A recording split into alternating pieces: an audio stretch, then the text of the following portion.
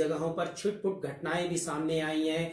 मुरैना जिले में 2 जगह फायरिंग की घटना है, तो जौरा विधानसभा सीट में वोटिंग रोकने का प्रयास किया गया है एक बूथ में। वहीं सावेर विधानसभा में भी चुटपुट घटनाएं सामने आई हैं। दूसरी तरफ कैरेरा विधानसभा को लेकर भी एक बड़ी खबर आई है कि वहां कांग्रेस कार्यकर्ता और पीठासीन अधिकारी के बीच झड़प हुई है। इन सब के बीच मध्य प्रदेश की 28 सीटों पर जो उपचुनाव हो रहे हैं उसके लिए मतदाता अपने घरों से निकलकर पोलिंग बूथ पर पहुंच रहे हैं। और अभी तक जो मध्य प्रदेश में है, करीब बात करें 1 बजे तक तो करीब 42% वोटिंग हो चुकी है। और कई ऐसी विधानसभा सीटें हैं जहां वोटिंग परसेंटेज 50% से ज्यादा हो चुका है। इस पूरे मुद्दे पर मध्य प्रदेश के उपचुनाव को लेकर ताजा अपडेट और जो भी बड़ी खबरें हैं उन पर चर्चा के लिए हमारे साथ मौजूद हैं एमपी डिजिटल के नेशनल हेड एमपी डिजिटल के हेड अभिषेक श्रीवास्तव जी। अभिषेक जी, आपका बहुत बहुत स्वागत है। बात करेंगे, सबसे पहले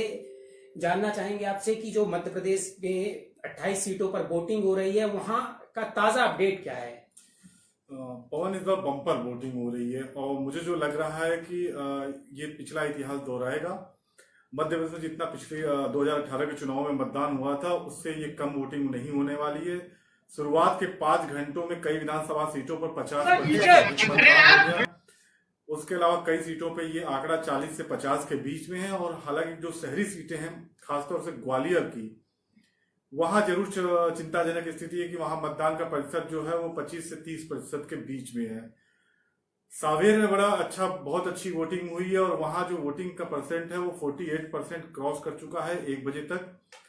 और ओवरऑल पूरे मध्य प्रदेश की बात करें तो 42.95% वोटिंग हो चुकी है 1 बजे तक।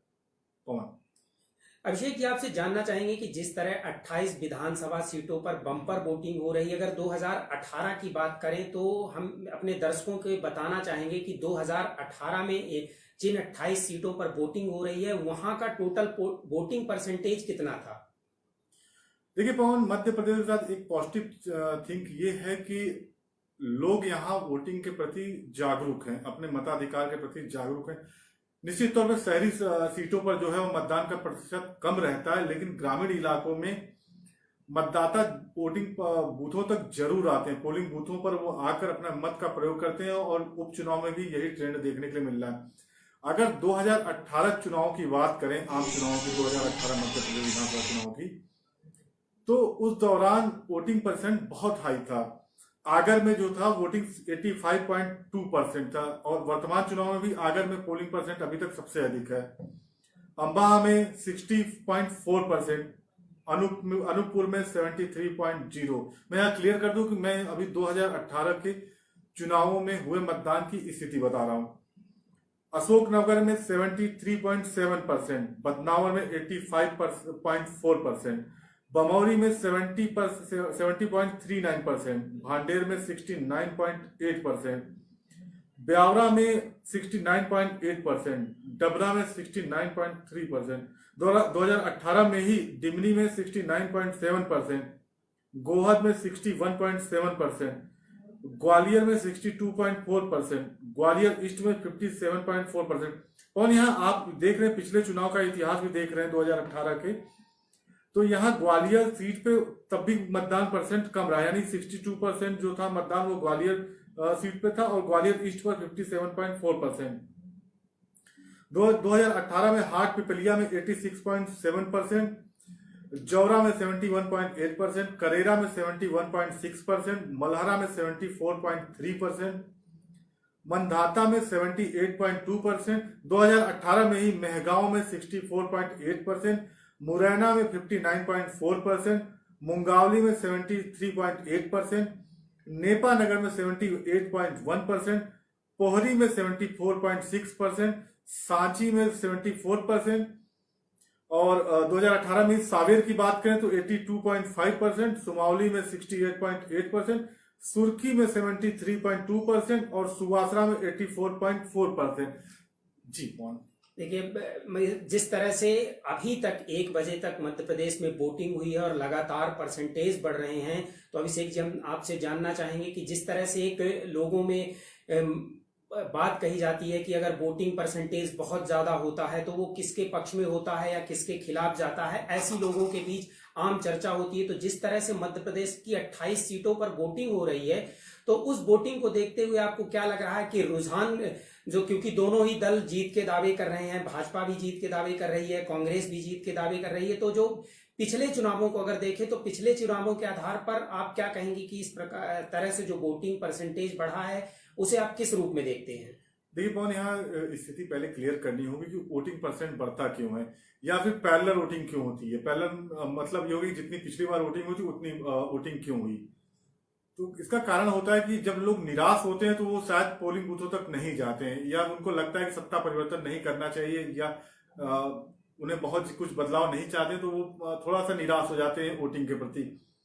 लेकिन जब उन्हें लगता है कि हमें इस बार अपने मताधिकार का प्रयोग करना है और जरूर जाना है, तो वो वोटिंग बूथों तक जरूर जाते हैं, यानी पोलिंग बूथों तक वो जरूर जाते हैं। तो इस चुनाव में लोगों में ये निराशा नहीं देखने के लिए मिल रही है।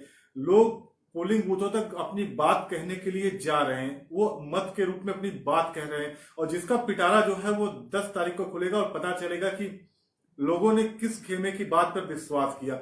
अहम ये कि इस बार जो मतदाता है वो मुखर हुआ है। पहली बार जो मतदाता जो है वो खुलकर बोला है और हर मुद्दे पे उसने अपनी स्थिति साफ की है, चाहे वो पक्ष में हो या विपक्ष में हो।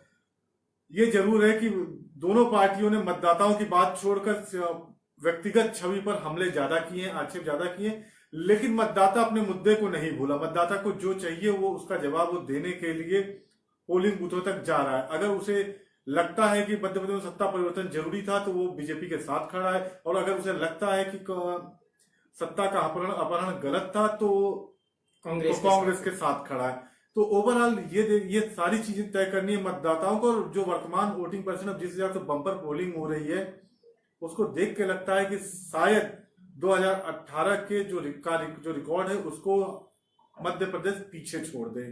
यानी मध्य प्रदेश में जिस तरह वोटिंग परसेंटेज बढ़ रहा है उससे चुनाव आयोग बेशक खुश है, लेकिन दोनों ही दलों में बेचैनी बढ़ गई है, क्योंकि बढ़े हुए परसेंटेज को लेकर दोनों ही दल अभी तक तय नहीं कर पा रहे हैं। बिल्कुल पवन, आपने देखा कि सुबह जिस हिसाब से दिग्विजय सिंह ईवीएम पे सबसे पहले ठीकरा फोड़ते हैं, उसके बाद शिवराज सिंह चौहान दोपहर होते होते उसको पलटवार कर देते हैं। कमलनाथ जो है वो पूजा करते हुए दिखते हैं, शिवराज भी पूजा करते हुए दिखते हैं। सिंधिया का दावा कुछ और होता है, एक एक वोट के लिए संघर्ष होता है। मुरैना जिले में संघर्ष की स्थिति बनती है, कांग्रेस प्रत्याशी के भाई को हिरासत में ले लिया जाता है। तमाम वो घटनाएं हैं जो बताती हैं कि एक एक वोट की लड़ाई है। कोई भी पार्टी किसी भी सीट पर खुद को कमजोर साबित नहीं करना चाहती है। कौन? आइए, आपने ज्योतिरादित्य सिंधिया की बात की है तो आपको सुनवाते हैं कि पहली बार मतदान करने के बाद, भाजपा में आने के बाद उन्होंने मतदान किया, खुल के उन्होंने कहा कि मैं भाजपा में वोट देकर बहुत अच्छा महसूस कर रहा हूं। आइए सुनाते हैं कि ज्योतिरादित्य सिंधिया ने मतदान के बाद क्या कहा।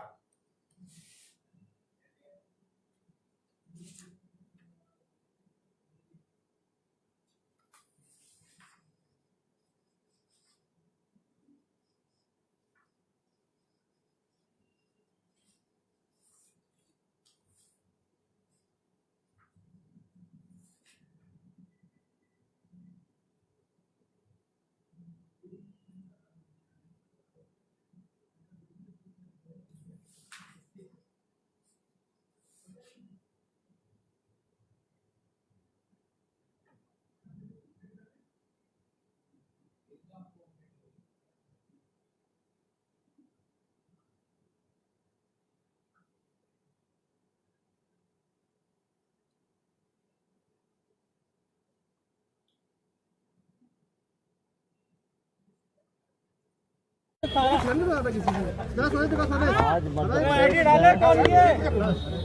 उपचुनाव के लिए मतदान का दिन है। मैं अपने मतदान केंद्र पर मतदान करने के लिए आया हूँ। इस क्षेत्र में भी भारतीय जनता पार्टी की स्थिति अच्छी है। इससे पहले भी सभी क्षेत्रों में मुझे जाने का अवसर मिला। सब तरफ भारतीय जनता पार्टी को अपार समर्थन मिल रहा है। कांग्रेस पूरी तरह अप्रासंगिक हो गई है और उन्होंने अपनी हार को सुनिश्चित मान लिया है। एक स्टेटमेंट आते हैं कि आप प्रशासनिक अमले का दुरुपयोग कर रहे हो चूंकि सत्ता में है, तो कितना दम लगता है इन आरोपों में? देखिए, कांग्रेस इस प्रकार के आरोप इसलिए लगाती है कि कांग्रेस जब सत्ता में रही तब इस प्रकार की कृत्य करती रही। भारतीय जनता पार्टी जनता के भरोसे कार्यकर्ताओं के परिश्रम के आधार पर चुनाव लड़ने वाला राजनीतिक दल है। कांग्रेस जब ऐसे आरोप लगाती है तो मान लेना चाहिए कि कांग्रेस ने अपनी हार को मान लिया है, क्योंकि जब कांग्रेस हार से भयभीत होती है तो प्रशासन का दुरुपयोग हो रहा है, ईवीएम में गड़बड़ है, मीडिया गड़बड़ कर रहा है या भाजपा के कार्यकर्ता गड़बड़ कर रहे हैं, ये कहना अगर कांग्रेस शुरू कर दे तो समझ लो उसने हार मान ली। बस एक आखिरी सवाल, ने कहा है कि उन्हें पहली बार वोट डाला है भारतीय जनता पार्टी के रूप में, तो बड़ा गर्व है। तो आपको क्या लगता है पार्टी का स्टैंड के लिए कितना? भारतीय जनता पार्टी राष्ट्रवादी राजनीतिक दल है, जो इसका सदस्य बनेगा वह गर्व का अनुभव करेगा ही। एक आखिरी सवाल, ये कमलनाथ जी का ये आखिरी दौर होगा, क्योंकि जिस तरीके से आप कह रहे हैं 28 की 28 सीटें आप जीत रहे हैं, उसके बाद तो तमाम बातें चल रही हैं कि वो पलायन कर जाएंगे दिल्ली की तरफ। वो 28 सीटें हारेंगे, भारतीय जनता पार्टी की सरकार को स्थायित्व मिलेगा, शिवराज जी मुख्यमंत्री रहेंगे। कमलनाथ जी को स्वयं को तय करना है कि वो क्या करेंगे। प्रदेश के लिए एक बहुत महत्वपूर्ण दिन है। 28 विधानसभाओं में आज चुनाव होने जा रहा है। मैंने स्वयं प्रजातंत्र में जो सबसे बड़ा अधिकार दिया जाता है मनुष्य को, मतदान का अधिकार दिया जाता है, उसका उपयोग किया है। मेरा आप लोगों के द्वारा सभी दर्शकों को विनम्र पूर्वक मेरा निवेदन है कि एक एक व्यक्ति अपना मतदान करे। सारी व्यवस्थाएं हर मतदान केंद्र पर रखी गई हैं, चाहे सैनिटाइजर हो, चाहे सोशल डिस्टेंसिंग हो। और मेरा विनम्र पूर्वक अनुरोध है कि ज़्यादा से ज़्यादा मतदान हो। ये प्रजातंत्र की महत्व की लड़ाई है, ये मध्य प्रदेश की जनता की लड़ाई है। और मुझे पूरा विश्वास है कि इन 28 के 28 विधानसभाओं में कमल का फूल का परचम लहराएगा। ये सरकार जनहितैषी सरकार है, विकास की सरकार है, प्रगति की सरकार है, अमन चैन की सरकार है। और मुझे विश्वास है कि एक ऐतिहासिक कार्यकाल इस सरकार का होगा। ऐतिहासिक किसानों के लिए, ऐतिहासिक महिलाओं के लिए, ऐतिहासिक नौजवानों के लिए, ऐतिहासिक गरीबों के उत्थान के लिए। अपने तरफ से मैं सभी प्रत्याशियों को, भारतीय जनता पार्टी के प्रत्याशियों को शुभकामनाएं देना चाहता हूं और ये आशा और विश्वास रखता हूं कि जनता का बर्दाश्त और जनता का आशीर्वाद उन सब के साथ रहेगा, ताकि जनसेवा के पथ पर हम लोग सब संयुक्त रूप से आगे अग्रसर हो पाए। सर, कमलनाथ जी ने कहा कि प्रलोभन में ना है, किसी के लालच में ना है। देखिए, कांग्रेस की ये आदत है ओछी राजनीति करने की। कांग्रेस की आदत है। गर्व महसूस कर रहा हूं कि इस भारतीय जनता पार्टी के कार्यकर्ता के रूप में मुझे आज अपना मत का प्रयोग करने का अवसर मिला है। और मुझे पूरा विश्वास है नरेंद्र मोदी जी के नेतृत्व में, नड्डा जी के नेतृत्व में, अमित शाह जी के नेतृत्व में और शिवराज सिंह जी के नेतृत्व में देश और प्रदेश दोनों विकास और प्रगति के पथ पर अग्रसर होंगे। सर, दिग्विजय सिंह फिर से सवाल उठा रहे हैं ईवीएम पे। सर, दिग्विजय सिंह जी कृपा करके अपने आप पर सवाल उठाएं कि उन्होंने क्या हाल करके छोड़ा था मध्य प्रदेश को। प्रदेश के लिए एक बहुत महत्वपूर्ण दिन है। 28 विधानसभाओं में आज चुनाव होने जा रहा है। मैंने स्वयं प्रजातंत्र में जो सबसे बड़ा अधिकार दिया जाता है मनुष्य को, मतदान का अधिकार दिया जाता है, उसका उपयोग किया है।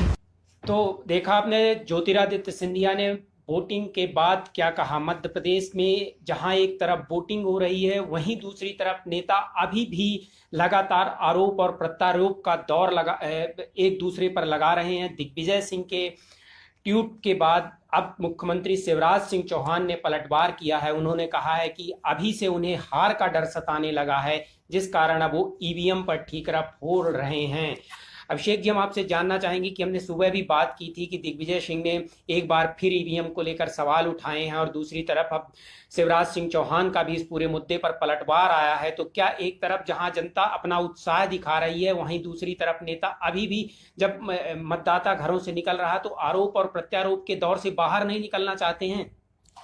देखिए, मध्य प्रदेश का यह चुनाव जो है, पहली बार ऐसा है मध्य प्रदेश के इतिहास में कि 28 सीटों पर एक साथ उपचुनाव हो रहे हैं और इतना बड़ा उपचुनाव होने के नाते दोनों पार्टियां आखिरी समय तक हथियार नहीं डालना चाहती। आप देखिए कि वोटिंग का टाइम अब कम बचा है, मुश्किल से 3 घंटे का समय बचा हुआ है और ऐसे में जो दोनों पार्टियां हैं वो बयानबाजी जारी रखे हुए हैं और अभी ज्योतिरादित्य सिंधिया ने भी कटाक्ष किया, शिवराज सिंह ने भी पलटवार किया और उसके अलावा दिग्विजय सिंह सुबह ही अपना व्यंग्यवार छोड़ चुके हैं। तो कुल मिला जुलाकर यह है कि दोनों पार्टियां हथियार डालने के मूड में नहीं है, वो किसी भी हर तरह इन सीटों पर जीत हासिल करना चाहती है और जनता भी उनका साथ दे रही है, खुलकर बूथों तक पहुंच रही है जनता।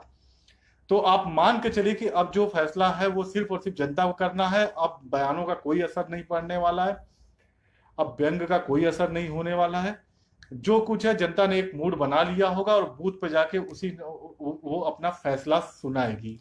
लेकिन जैसे वोटिंग के केवल अब 3 घंटे बचे हैं, उसके बाद दोनों जो बात करें कांग्रेस और भाजपा के जो प्रमुख नेता हैं मुख्यमंत्री शिवराज सिंह चौहान और बीडी शर्मा मॉनिटरिंग रूम में पहुंच गए हैं। दूसरी तरफ कमलनाथ भी मॉनिटरिंग में पहुंच गए हैं और पूरे इलेक्शन की मॉनिटरिंग शुरू कर दी है उन्होंने। अभी तक ये दोनों लोग पूजा पाठ और बाकी चीज़ों में थे, लेकिन जैसे ही मतदान का समय कम बचा और बम्पर वोटिंग हो रही है, इसके बाद अपने अपने कार्यालय में पहुँच कर ये अब मॉनिटरिंग कर रहे हैं कि जिन जिन क्षेत्रों में चुनाव हैं।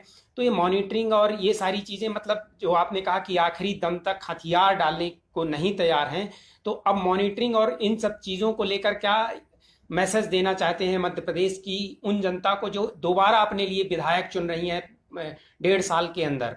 देखिए पवन जी, एक सबसे बड़ी बात ये होती है ना कि अभी वोटिंग तक ही नहीं, अभी प्रत्याशी ये गुड़ा भाग भी लगा रहे होंगे किस क्षेत्र में ज्यादा पोलिंग हो रही है। वो अपने एजेंटों से भी लगातार संपर्क में रहते हैं, तो वो अपने पोलिंग एजेंट से बात करते हैं कि किस हिसाब से पोलिंग चल रही है, क्या रुझान जा रहा है और कहाँ कम पोलिंग है, कहाँ अधिक पोलिंग है। अगर किसी पार्टी के पक्ष में कहीं अधिक पोलिंग होती तो वहां कोशिश करते हैं विवाद कराने की, विवाद होने के बाद वहां पोलिंग की रफ्तार धीमी पड़ती है। तमाम ऐसी ये प्लांट पूरी तरह से किया जाता है।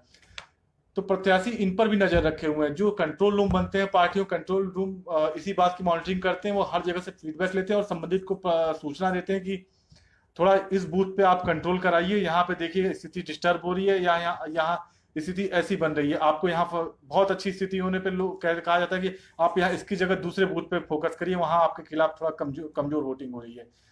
तो ओवरऑल जो है वो पार्टियां इस पर निगाह रखती हैं। और आपको ये बता दूं पवन जी कि अभी जैसे ही मतदान खत्म होगा, इसके बाद प्रत्याशी फिर जुटेंगे और प्रत्याशी जुटने के बाद वो फिर अपने वो गुणा गणित करेंगे, पूरा हिसाब लगाएंगे कि किस बूथ पे कितनी पोलिंग हुई है, इसमें से कितना उनके पक्ष में गया है, कितना अपने पक्ष में आया है।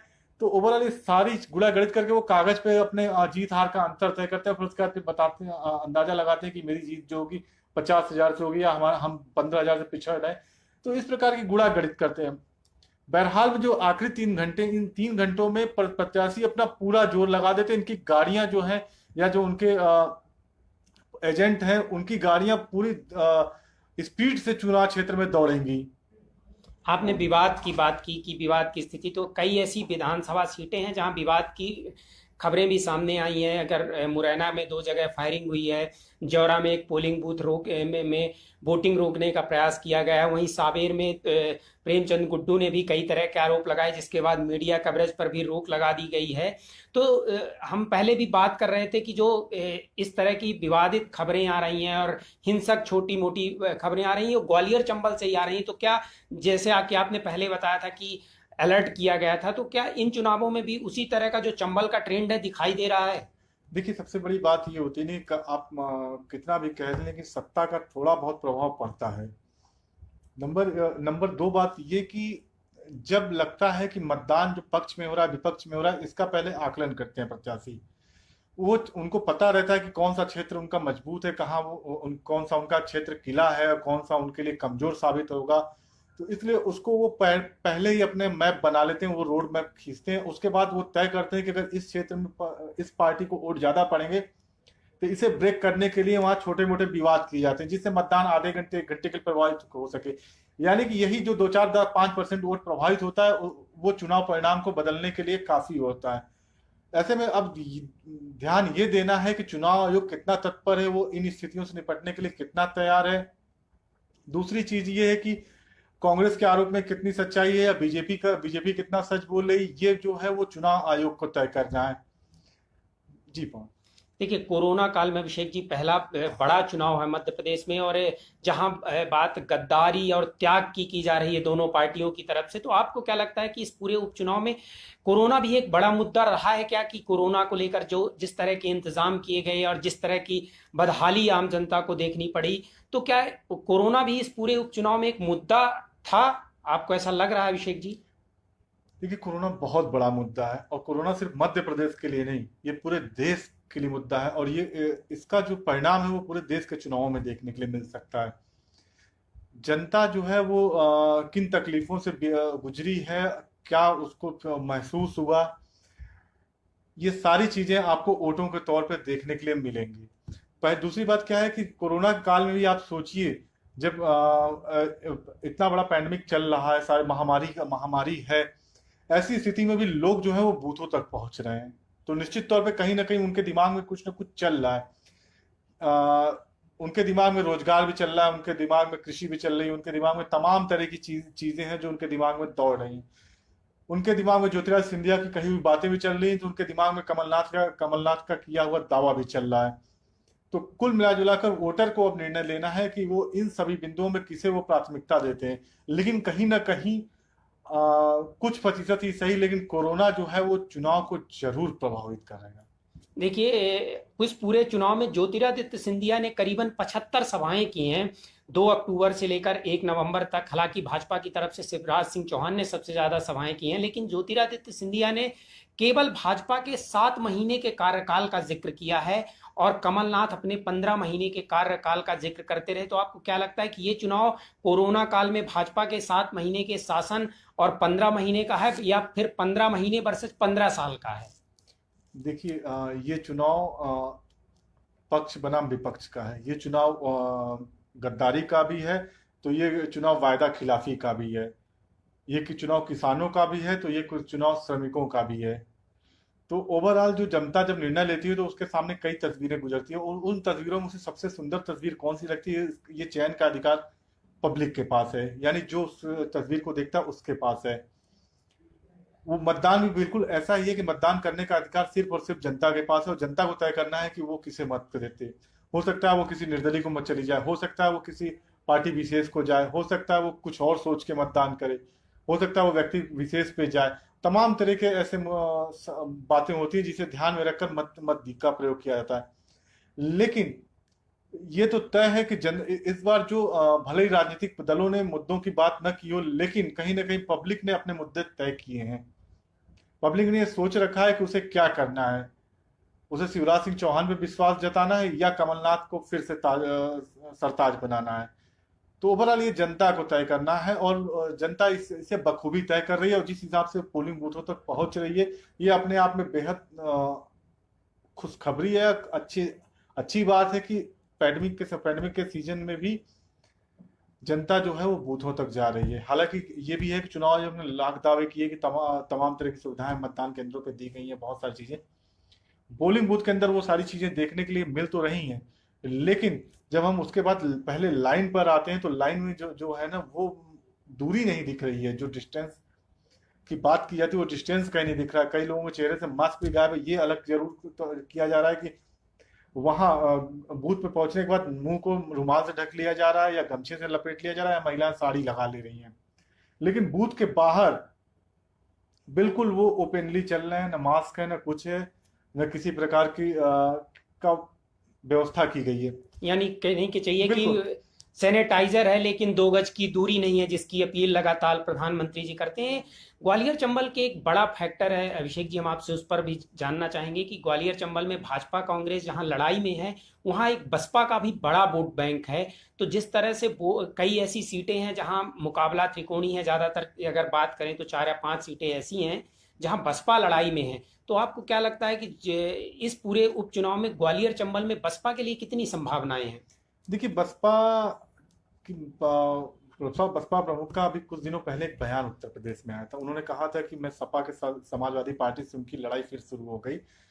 2019 के चुनाव में ये दोनों दल एक साथ दिखे थे और उपचुनाव में दोनों अलग अलग हो गए। राज्यसभा चुनाव से विवाद जो शुरू हुआ, उसका मायावती बयान देती है कि वो भाजपा के साथ जाना के लिए तैयार हो जाएंगे, लेकिन किसी और दल के साथ नहीं जाएंगे। उनका निशाना सीधे सीधे कांग्रेस और समाजवादी पार्टी था। इसको बीजेपी ने चुनाव में यूपी में भी कैश किया और यहाँ मध्य प्रदेश में भी कैश करने की कोशिश की, जिसके बाद उन्हें 1-2 दिन पहले प्रेस कॉन्फ्रेंस करनी पड़ती है। मायावती को दोबारा बताना पड़ता है कि वो बीजेपी के साथ कभी नहीं जाएंगी। तो ओवरऑल बसपा यहाँ अपने वोटरों को कंफ्यूज कर गई है। इसलिए वर्तमान चुनाव में बसपा भी कहीं भी बहुत अधिक जो है वो लड़ती हुई नहीं दिख रही है। हालांकि 2-3 सीटें मध्य प्रदेश में जरूर है जहां बसपा का दबदबा अच्छा है, जहां लड़ाई भी होती है। पिछले चुनाव में भी वहां सेकंड रनर अप पार्टी रही उन सीटों पर। लेकिन वर्तमान चुनाव में जो सीधा मुकाबला हो गया है वो उलझ गया है कांग्रेस और भाजपा के बीच। कई जगहों पर बहुजन समाजवादी पार्टी त्रिकोणी मुकाबला बनाते हुए जरूर दिख रही है। अब वो कितना बना पाती है, किस हद तक सीट जीत पाती है या नहीं जीत पाती है, कितने वोट ला पाती है, ये जनता को तय करना है।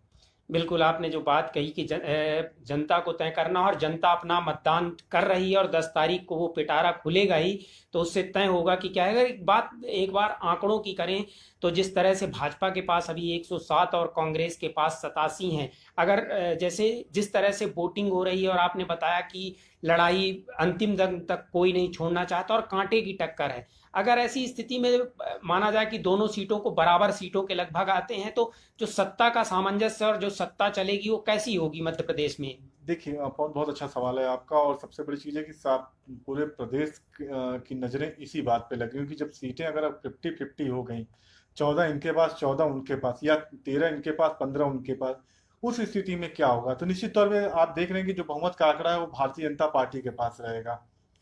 लेकिन कहीं ना कहीं कांग्रेस ये संदेश देने में कामयाब रहेगी कि हमसे सत्ता का अपहरण किया गया। जिस बात का वो दावा मंचों से करते रहे कमलनाथ, वो कहीं ना कहीं वो साबित करने में कामयाब हो गए, और वो अपने लिए जो है 2023 के लिए वो एक अच्छी कालीन बिछाने का काम कर लेंगे, जिसपे वो आराम से चलकर सत्ता पा सकें। दूसरी बात, अगर ये आंकड़ा जो है वो 20 के प्लस बीजेपी के पक्ष में रहता है और 8 से कम जो है वो कांग्रेस के पक्ष में रहता है, तो कहीं ना कहीं शिवराज सिंह का दावा बिल्कुल सही रहता है कि किसानों के लिए जो कांग्रेस ने वायदे किए वो पूरे नहीं हुए। सिंधिया ने वाकई देखा कि जो सरकार, जो कांग्रेस सरकार है, वो आम जनता पे अत्याचार कर लिए, इसलिए उनका निर्णय बिल्कुल उचित रहा। तो दोनों दल जो है वो इसी बात को बताना चाहते हैं और अधिक से अधिक सीटें जीतकर ये दिखाना चाहते हैं कि जो सामने वाले हैं वो गलत कह रहे थे और हम जो है वो सही कह रहे थे। यहाँ बड़ा सवाल ये भी है कि दूसरी चीज कि इस चुनाव का जो परिणाम है वो दोनों का चेहरा तय करेगा और उनके भविष्य की रणनीति भी तय करेगा। जी बिल्कुल, देखिए, जिन 28 सीटों पर चुनाव है उनमें से 27 सीटें अभी कांग्रेस के पास थी। केवल एक सीट आगर मालवा जो सीट है वहां से बीजेपी विधायक मनोहर ऊंटवाल के निधन के बाद खाली हुई। 27 सीटें कांग्रेस के पास थी। तो जैसा कि कहा जा रहा है कि आपके हिसाब से अगर 50-50% होता है मुकाबला, तो कहीं ना कहीं कांग्रेस मैसेज देने में जाएगी। लेकिन अगर सीटों के हिसाब से देखें तो आपको नहीं लगता कि अगर भाजपा को 14 सीटें तक भी मिलती हैं तो कहीं ना कहीं कांग्रेस का एक बड़ा नुकसान होगा, क्योंकि अभी वो 27 सीटें कांग्रेस के पास थी? देखिए, कांग्रेस को निश्चित तौर पे नुकसान होगा और इसमें कुछ भी हो, सीटें कोई कितनी भी जीते, नुकसान कांग्रेस का ही है। उसका नुकसान फरवरी से, मार्च से शुरू होगा। 10 मार्च को जब सिंधिया जो है वो पार्टी छोड़ते हैं, उसके बाद से ही कांग्रेस का नुकसान हो गया। और इस नुकसान की शुरुआत, जैसा हम लोग सुबह भी चर्चा में बात बता रहे थे कि 2019 में जो लोकसभा चुनाव में सिंधिया का चुनाव हारना अपने आप में ये उनको पार्टी विरोधी गतिविधियों में लिप्त करा गया। दूसरी बात ये है कि जो कांग्रेस का नुकसान इसलिए भी कि कांग्रेस अगर यहाँ जो भी नुकसान सीट हारेगी वो उसकी खुद की सीट रही होगी, जिसे 2018 के चुनाव में जनता ने उसे दिया था चुनकर, उसके प्रतिनिधि को जनता ने उस पर विश्वास जताया था। तो बीजेपी उसको अपने फेवर में ले जाना चाहेगी, लेकिन ओवरऑल फिर भी लोगों को ये पता है कि कि जो सत्ता है वो किसके पास है इस समय, और सत्ता का रसूख क्या होता है ये भी लोग जानते हैं। तो कहीं ना कहीं चुनाव परिणाम जो है वो बताएगा। अगर कांग्रेस 14 तक भी पहुंचती है तो ये मान के चलिए कहीं ना वो बीजेपी के लिए बहुत नुकसानदायक है। बिल्कुल बीजेपी सत्ता पक्ष के लिए नुकसानदायक है, क्योंकि सत्ता पक्ष जिस तरह से दावे कर रहा है। अभिषेक जी, एक और बात है, कल ज्योतिरादित्य सिंधिया ने एक वीडियो अपने सोशल मीडिया पे डाला और उन्होंने एक भावनात्मक अपील की है कि मैं ज्योतिरादित्य बोल रहा हूं, और उन्होंने अपनी दादी राजमाता का भी जिक्र किया है। तो क्या लगता है कि इस चुनाव में अब जो दल बदल, गद्दारी और जो इन सब मुद्दों के बीच ज्योतिरादित्य सिंधिया की भावनात्मक अपील जनता के बीच काम करेगी, या अभी तक जो वोटिंग परसेंटेज बढ़ा है उस अपील ने कोई काम किया है? देखिए, हम पहले भी मैं आपको बता दूं कि भारतीय जनता पार्टी इसी राजशाही व्यवस्था के खिलाफ लगातार लड़ती रही है। 2018 का जो चुनाव था वो माफ करो महाराज के नारे पर लड़ा था शिवराज ने। अब वही शिवराज जो है वो ज्योतिरादित्य सिंधिया की मन से तारीफ करते हुए दिखते हैं। तो जनता ये भी समझती है, जिस शिवराज सिंह चौहान को ज्योतिरादित्य सिंधिया किसानों का कातिल कहते थे, वही सिंधिया अब उनको किसानों का जननायक बताते हैं। तो जनता सब समझती है। जो कमलनाथ कभी ज्योतिरादित्य सिंधिया की तारीफ के कसीदे गढ़ा करते थे और अब ज्योतिरादित्य सिंधिया पे सवाल उठाते हैं, तो जनता वो भी जानती है। दोनों दलों के लिए बयानबाजी सिर्फ बयानबाजी, उन्हें जनता से जुड़े मुद्दों से उनका कोई सरोकार नहीं है। सभी को पता है कि ज्योतिरादित्य सिंधिया ने कांग्रेस पार्टी क्यों छोड़ी, सभी को पता है कि उन्होंने भारतीय जनता पार्टी क्यों ज्वाइन किया, उसमें किसकी भूमिका थी, क्या शर्तें हुई। आपको भी पवन जी, आपको याद होगा कि इसके पहले भी हम लोग डिबेट करते थे मार्च में। तो उस मार्च की शुरुआत में ही ये तय हो चुका था कि जो प्रियंका गांधी का एक नाम उछाला जाता है राज्यसभा चुनाव में, और फिर उसके बाद जो दिग्विजय सिंह है वो ज्योतिरादित्य सिंधिया को मनाने के लिए उनसे मिलन का प्रोग्राम बनाते हैं। ये कहा जाता है कि सर्किट हाउस में दोनों का मिलन होगा। दिग्विजय सिंह ने अपना कार्यक्रम भी जारी किया, उसमें बताया कि इतने बजे से इतने बजे तक वो उनसे मिलेंगे ज्योतिरादित्य सिंधिया से। लेकिन वही ज्योतिरादित्य सिंधिया उसी समय पर अपना जनसंपर्क दिखाते हैं। तो वहीं से अंदाजा था कि ज्योतिरादित्य सिंधिया कहीं ना कहीं कुछ न कुछ पका रहे हैं। वो नहीं चाहते कि कांग्रेस की सरकार अब बचे। वो इस बात से भी नाराज थी कि मध्य प्रदेश में जब 2 राज्यसभा की सीटें कांग्रेस को आराम से मिल सकती हैं, तो उस स्थिति में हम प्रियंका गांधी को क्यों कर रहे हैं। उनका सीधा कहना था कि आप दिग्विजय सिंह को भेज रहे हैं तो आप मुझे भी भेजिए। तो कहीं ना कहीं सत्ता की लड़ाई का जो परिणाम था वो तो खैर मार्च में ही दिख गया था। अब देखना है कि उपचुनाव में ज्योतिरादित्य सिंधिया की जमीन सरकती है, या महाराज जिन्हें ग्वालियर चंबल में जाना जाता है वो जमीन और मजबूत होती है भाजपा के साथ आने पर। दूसरी तरफ कमलनाथ जिस तरह के दावे कर रहे हैं कि ग्वालियर चंबल अब आजाद हो गया है, तो क्या वाकई लोगों को महल से आजादी मिल गई है, या आज भी लोगों को महल की जरूरत है? खैर, ये सारी चीजों के परिणाम 10 तारीख को पता चलेंगे। अभिषेक जी, आपसे जाते जाते एक बार फिर उन अहम बातों पर चर्चा करना चाहूंगा कि किस तरह से मध्य प्रदेश में जो वोटिंग परसेंटेज बम्पर हुआ है। एक बार मैं चाहूंगा कि आप हमारे दर्शकों को बताएं कि मध्य प्रदेश में अभी तक का वोटिंग परसेंटेज कितना है। देखिए, मैं आपको बताऊं कि आयोग ने जो अभी तक जारी किया है वोटिंग परसेंटेज, उसमें मध्य प्रदेश में अब तक लगभग 50% के आसपास मतदान हो चुका है, यानी 49% मतदान क्रॉस कर चुका है। आगर मालवा जो है वो 70.14%। पहुंच जी, अपने आप में बड़ी बात है कि 3 बजे जो है वो आगर मालवा 70% वोटर उसके बूथों तक पहुंच चुके हैं। आपको मैं बता दूं कि जो 2018 की बात है, तो 2018 में भी आगर मालवा में जो वोटिंग परसेंटेज था वो बहुत ज्यादा था। और इस बार जो कैंडिडेट हैं, तो भाजपा यहाँ सिंपैथी के दम पर चुनाव लड़ रही है, बिल्कुल, जबकि कांग्रेस जमीन से जुड़े एक कार्यकर्ता को मैदान में उतारा है, उसका भी असर यहाँ पर दिखाई दे रहा है। जी बिल्कुल। आगर मालवा में पिछली बार 85.2% था, जो कि इस बार अभी तक 70.14, और ये 3 बजे अगर आयोग अपनी वेबसाइट पे इसको बताता है तो ये मान के चलिए कि ये जो आंकड़े होंगे वो 2:30 बजे से और 2 बजे के बीच के आंकड़े होंगे, यानी कि बहुत अच्छा वोटिंग परसेंटेज है। अनूपपुर में भी 54% हो चुका है, अशोकनगर की बात करें तो 54%, भिंड में भी 48% के आसपास, बुरहानपुर में 47% के आसपास, छतरपुर में 44.66%। मैं ये जिलों का नाम ले रहा हूँ, जिलों के हिसाब से मैं बता रहा हूँ, और अगर सीटों के हिसाब से मैं आपको अपडेट बाद में दे दूंगा। दतिया में 42.36%, देवास में 49%, धार में भी 53.23%, गुना में 55%।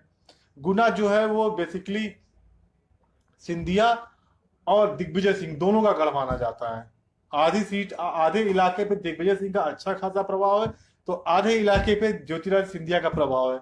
इसलिए यहाँ की जिन सीटों पर चुनाव हो रहा है वो बहुत बुरी तरह फंसी हुई हैं।